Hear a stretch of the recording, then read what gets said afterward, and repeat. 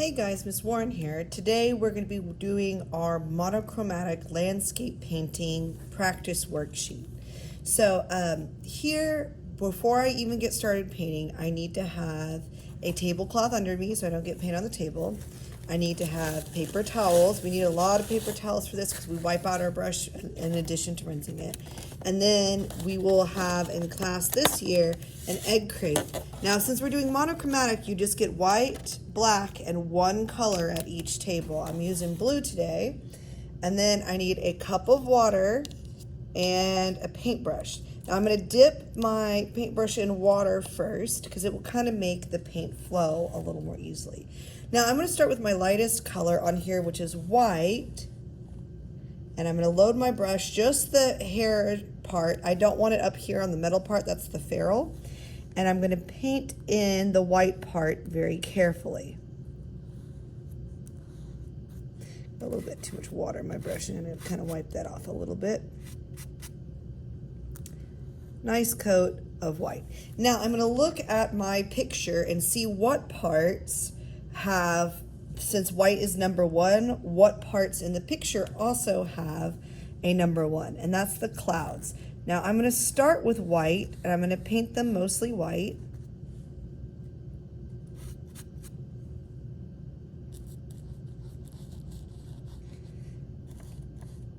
But if I really want my white fluffy clouds to look textured, I'm going to add a little bit of texture to them. So let me rinse out this brush. And I'm going to mix a light number 2, which will be a light blue. I'm going to get a big glob of white because it's a lighter color. I'm going to put it in one of the sections of my palette. Then I don't want to ruin my blue with white, so I'm going to wipe out my brush really well before I change colors. Then I'm going to rinse it out in water. Then I'm going to wipe it off again. Then I'm going to grab some blue in my brush, and I'm going to mix it with that white that I just got to make a light blue. Okay, so this light blue here will go in light number 2. We want a nice light blue in this section. Now, I kind of want to do a gradient. So it says number 2, but it says a gradient. So that means it goes from light to dark.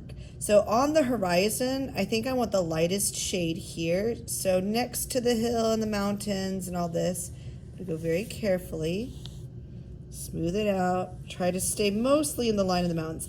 If I overlap a little bit, that's okay, because with acrylic paint, if it dries, you can cover it up.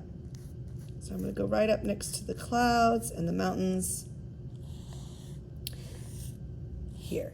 Now I think I want to get a pinch darker. So I'm going to just grab a little bit of blue here. And next to that color, I'm going to mix more blue.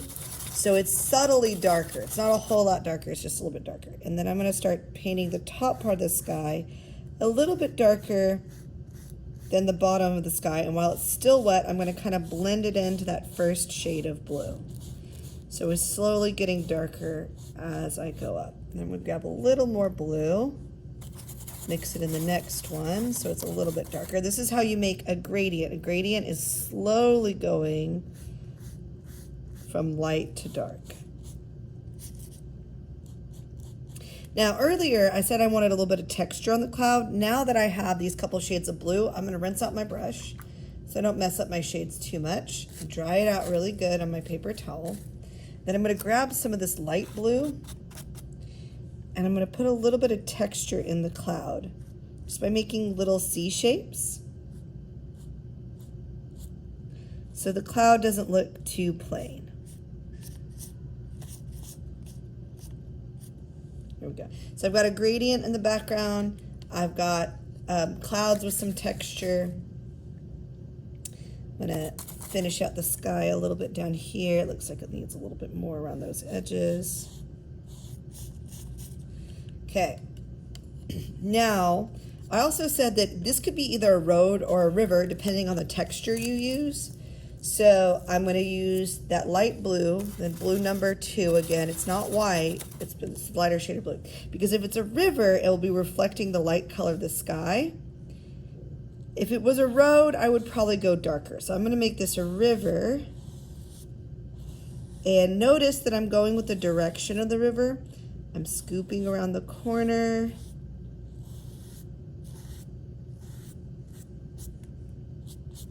Now I can clean my brush out pretty good. I'm going to wipe it out with some paper towel.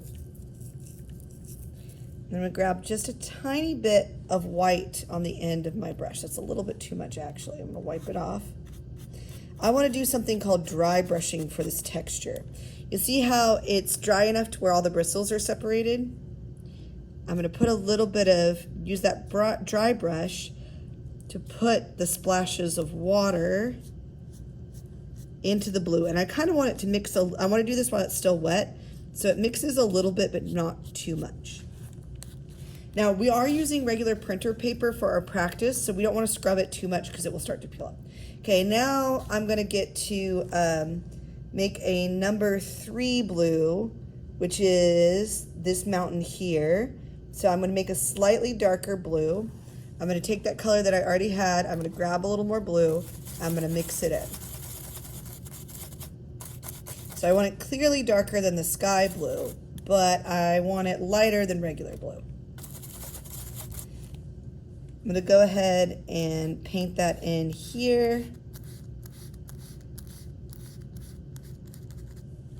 And then I'm going to start with my mountain in the background here. And I'm going to scoop downwards, because if I think about the sloping of a mountain, it has like scoops that go down like this.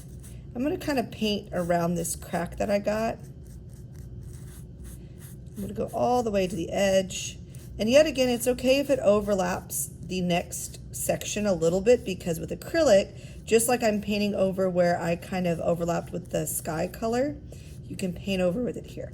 Now, I'm going to get a little bit darker. I'm going to get a number 4 blue because I want this side of the mountain to be darker than that side. I'm going to grab a little more blue. Number 4 might be pretty close to regular blue, but I'm going to put a little bit of white in it.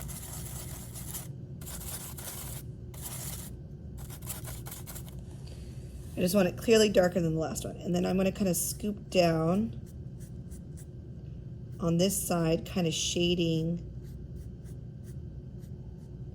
So we've got some mountain texture. It's not all just one color. I can get kind of going down the mountain shaded on one side. Now, this mountain is closer, and as you get closer, you're going to get darker. So I'm going to start painting this hill with that number 4 that's still in my brush.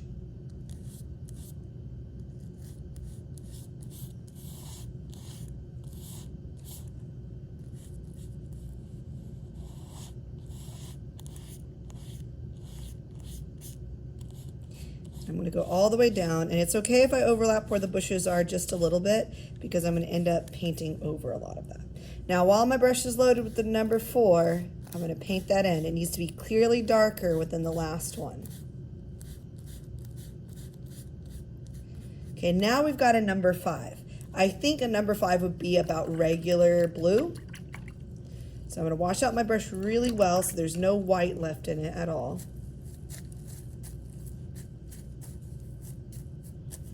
Then I'm going to grab just some regular blue. So I'm going to paint in the number 5 with regular blue. Do y'all see how that's darker? Then I'm going to look for anywhere with a number 5. Okay, so this hill has a number 5, but the bushes also have a number 5. There, I'm going to put some texture on top of them with a 6. So I'm going to overlap them a little bit here, but I'll still be able to see them. And I kind of have to wait for this section to dry before I paint the bushes. Now, if I wanted to make this area look grassy, I could add some texture. You can see which way the brush strokes go. I can kind of dab at it. And these bushes back here are number 6 and they're textured, so I'm gonna kind of poke it like this. And I might go in there with another color after this dries some and layer over it.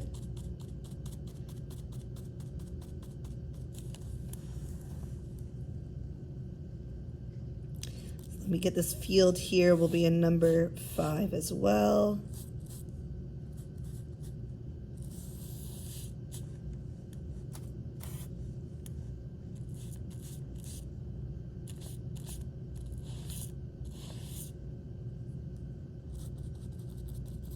Make it a little bit grassy around the edges. This would probably be better with a slightly smaller brush to get in here and get at the details now that we're getting close. Okay, I'm gonna kind of go up and down, get a little bit of texture in here. Now, I'm gonna wash out my brush really good. Make sure there's nothing else in there. Dry it out really good on a paper towel. Then I'm going to grab a scoop of regular blue.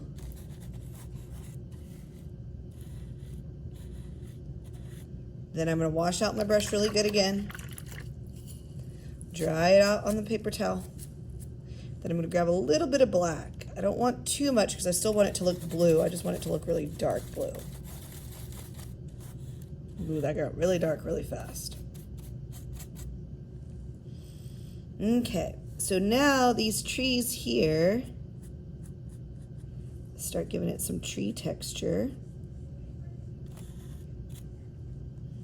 And these bushes, I'm going to give them some bush texture back here.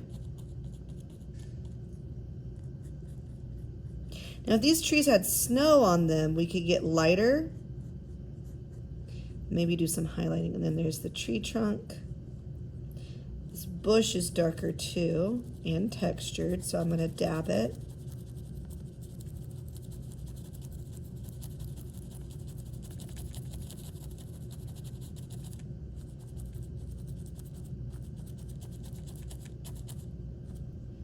I'm going to get this tree stump here. So now before that completely dries, I think I'm going to go in with a lighter blue.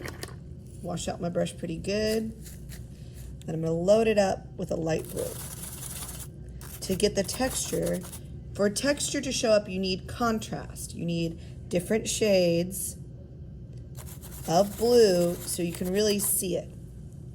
So now I'm going to start brushing a little bit in there, the light on the dark, so you can see the texture. And in this bush, got a little bit too much water in there. While this color is still wet, I'm going to dab the lighter color into it so you can see the light and the dark together, and it creates a texture. Put a little bit of texture back here too. Okay, so there's some basics. Oh, let me go ahead and paint this in real quick. Let me grab my dark blue and paint it in the square.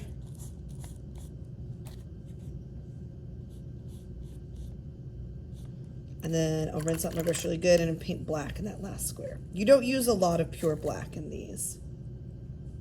So there's some beginning techniques for acrylic painting. So go ahead and give it a practice. If there's some different textures you want to try on here, if you want to try a little more of an exaggerated gradient, you can. Just the biggest thing is the only reason you can see your objects is contrast. Whatever it's touching has to be a different shade so that it stands out. Now go ahead and give it a try, and I look forward to seeing your work.